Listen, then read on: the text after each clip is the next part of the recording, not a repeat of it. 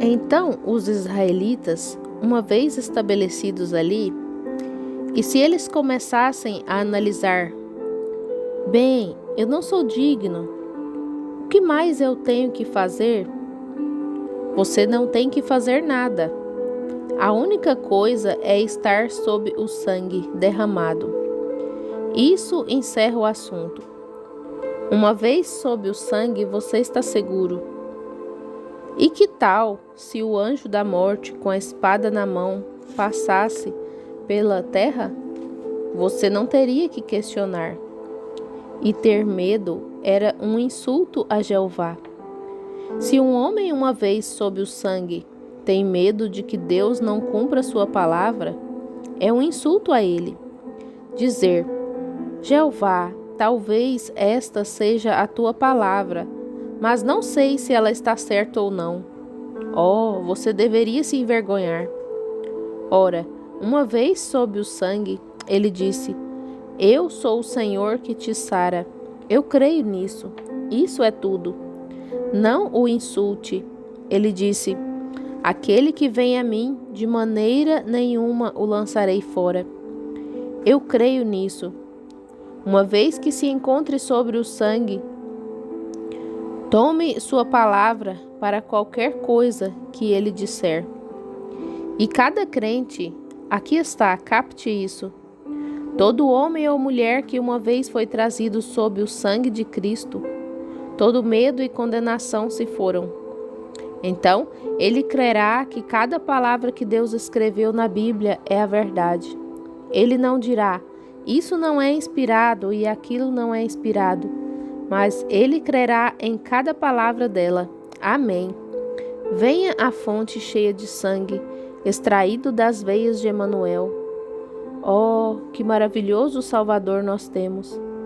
Que plano de redenção sem igual Jeová traçou para nós! Estendeu o tapete para que pudéssemos voltar para casa. Observem.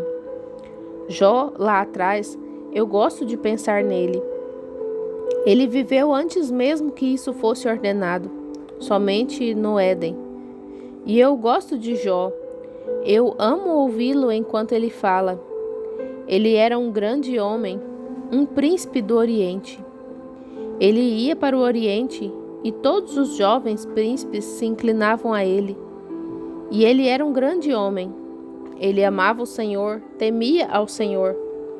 Um dia, Satanás se apresentou diante de Deus, diante dos filhos de Deus. E Deus disse: Observaste tu a meu servo Jó? Um homem justo, perfeito. Não há ninguém como ele na terra? Respondeu: Oh, claro.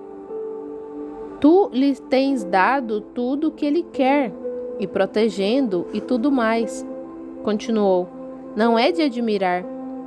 Disse: Claro, ele pode te servir ganhando muito dinheiro, tem bastante gado, tem tudo na vida.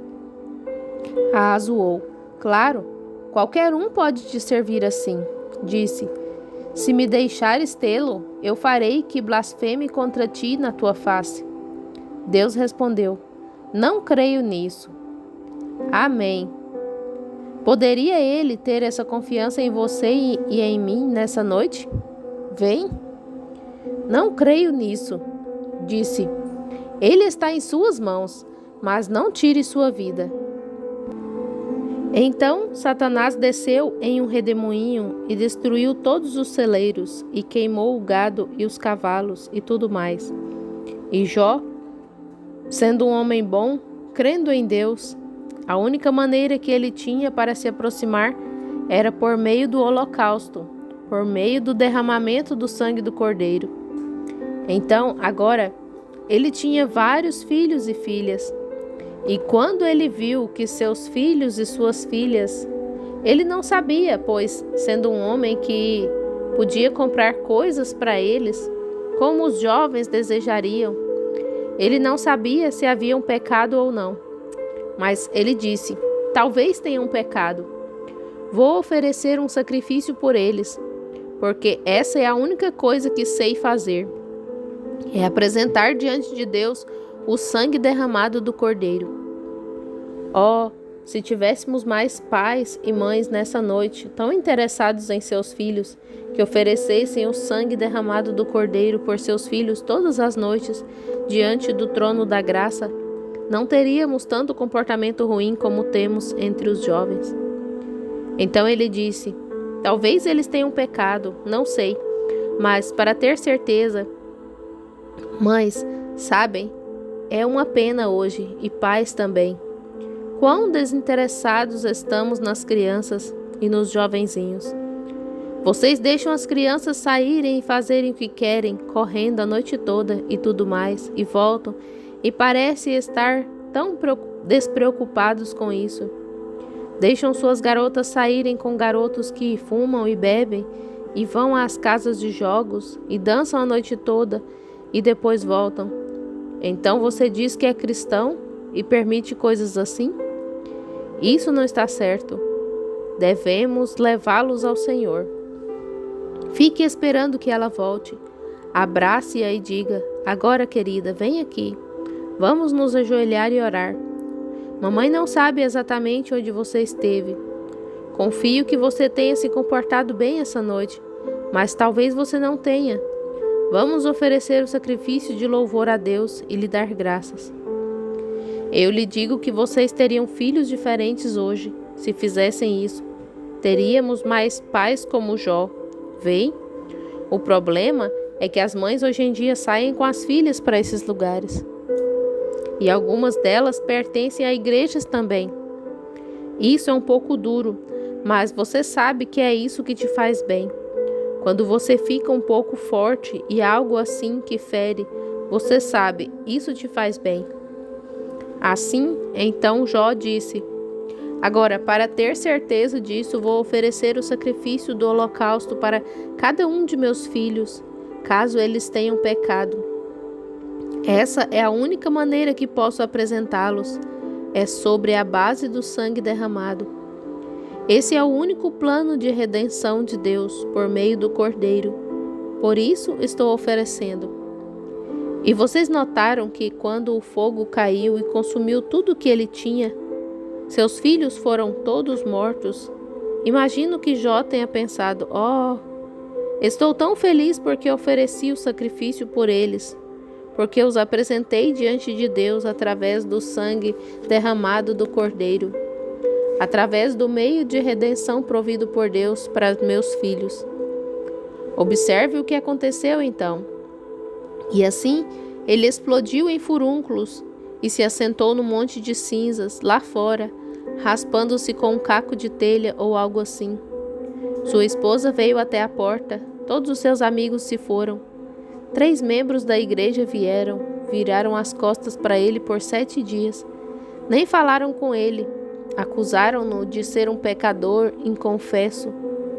Não havia muito consolo da igreja então, não é verdade? Um pecador inconfesso.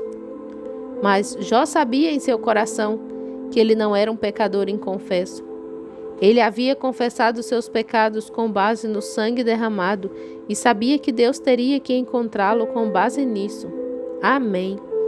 A única propiciação pelo pecado era o sangue derramado do Cordeiro, que Deus prometeu a redenção como uma sombra para durar até que Cristo viesse. E Jó havia encontrado Deus nessa base. Ele não era um pecador inconfesso.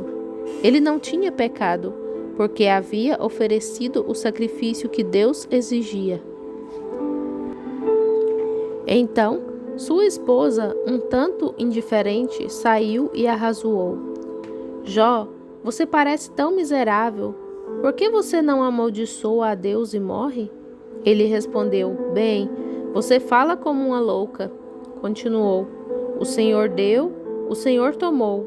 Bendito seja o nome do Senhor. Nada trouxemos a este mundo, e com certeza nada levamos dele. O Senhor deu, o Senhor tomou. Bendito seja o nome do Senhor. Assentado ali, no monte de cinzas, um homem sincero que tinha fé na palavra de Deus. E a palavra de Deus lhe havia apresentado o caminho de regresso à casa, através do sangue derramado do Cordeiro, o tapete, O tapete de boas-vindas na porta é o sangue derramado. Amém. Aí está, pecadores. O bem-vindo de volta ao lar, à vida imortal, é através do sangue derramado do inocente Filho de Deus colocado à porta. Jó sabia que havia feito tudo o que podia. Agora, talvez eles tenham tentado, alguns dos teólogos, tentado dizer: agora, Jó, que força há naquele sangue do cordeiro que você está oferecendo? Jó respondeu: está de acordo com a palavra, ele o requer. E ele sabia que era inocente. Então, do Oriente veio um pequeno príncipe chamado Eliú. Em outras palavras, a manifestação de Deus do pré-conhecimento do Senhor Jesus. O próprio Deus, El significando Deus, Eliú. E ele começou a corrigir Jó. Ele disse: olha, Jó. Ele disse: não estou te acusando de ser um pecador inconfesso, mas você acusou Deus de forma errada.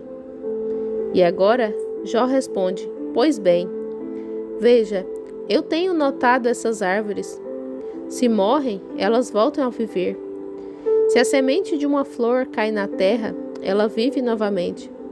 Mas o homem se deita, sim, ele entrega o espírito. Seus filhos veem-se condoer. Ele não percebe, ele não volta a se levantar, ele fica ali. Oh, que tu possas me esconder na sepultura. Em aflição, um homem honesto recebendo um pouco de disciplina de filho. Talvez esse seja o problema nessa noite com alguns de nós. Eu sei que isso me fez muito bem.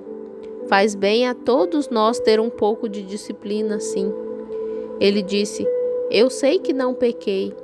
Eu me ofereci, coloquei o sacrifício ali de acordo com a palavra de Deus. E eu creio que Deus o aceitou. Não sou um pecador. Ele admitiu.